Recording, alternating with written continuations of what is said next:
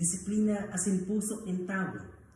Ako bilang sarong seminarista, daina bago sa ko ang disiplina asin pagsunod sa mga regulasyon. Oral daw, igwa kitang oras para magmata, magpangachi, mag-adal asin magserbi. Minsan magabatan ang mga patakaran, pero aram ko na parte ini sa paghulma sa ko bilang sa mga magiging padi. Alagad, habang nag-iisip ako manood kay Han Feizi, sarong inchik na pilosopo, naisip ko na kung paano dapat maiba ang pagsunod sa ley, dahil lang basta sa pagrespeto sa regulasyon, kundi sa pagkamo at gikan sa puso. Si Han Feizi, sarong prinsipe sa estado ng Han sa China, asin nagtuod siya na ang tao natural na makasideri. Kaya, para sa iya, ang sosyudad dapat may istriktong mga ley, asin parusa para magkaigwanan kamarayan. Ang mga ideya niya naging gabos sa pag-uswag kang Qin Dynasty, pero ang buhay niya nagtapos sa trahedya. Ginadan siya sa selda ng kasabayan niyang si Lisi sa selos asin takot.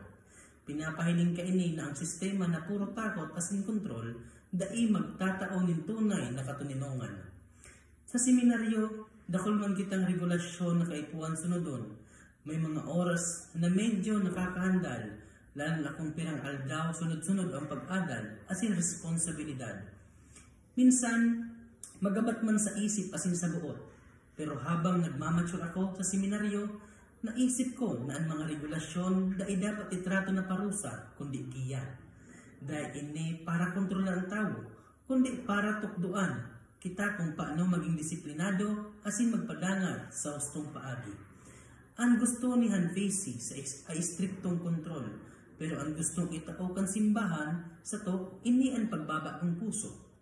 Istruktura na may kairiba na pagkamuot, istruktura na may pag-aagda sa kabuotan asin dai sa takot. Ang disiplina kung seminaryo, kung tatakwanin tamang kahulugan, dai nagkukulang sa tao, kundi nagbubukas siya sa iya ang pagiging tunay asin makatawo. Sa totoo lang, dai madali ang pagiging seminarista. Igwanin mga aldaw na nakakaluya o minsan nakakanistorbo sa isip, kaya importante ang mental health.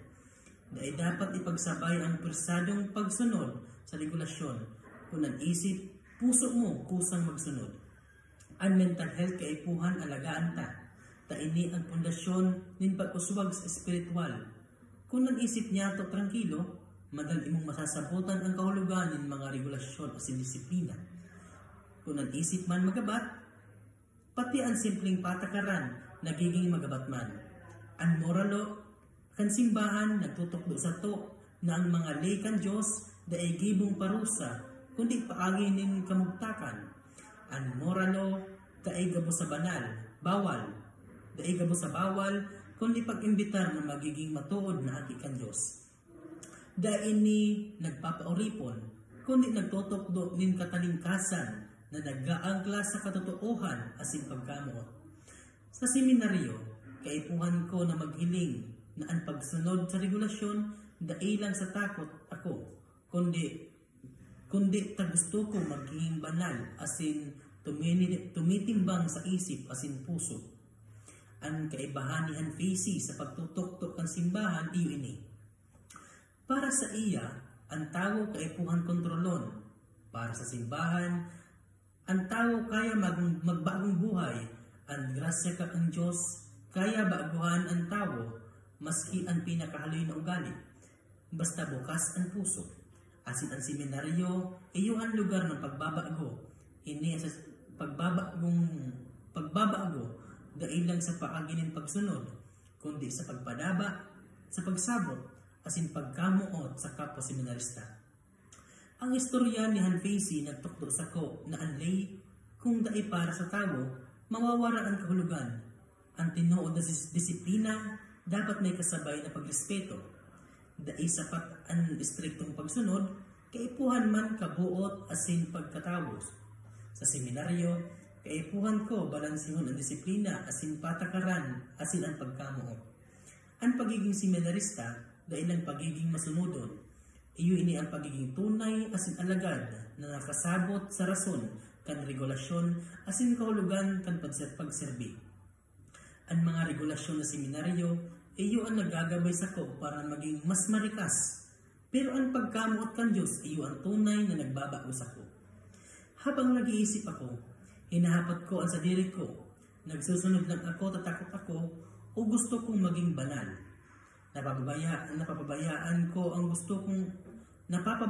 ko ba ang isip ko o nagpapahiling ako sa sadiri kong marahay? Ginagamit ko ba ang moral law para maging totoo o para lang maging perpekto sa mata ng iba? Ang buhay ni Han Casey nagtukto sa ko ng dakulang leksyon. Ang lay kung warang pagkamuot, nagiging instrumento ng pagkagabat, pero ang lay na may puso, magiging paagi kang katalintasan.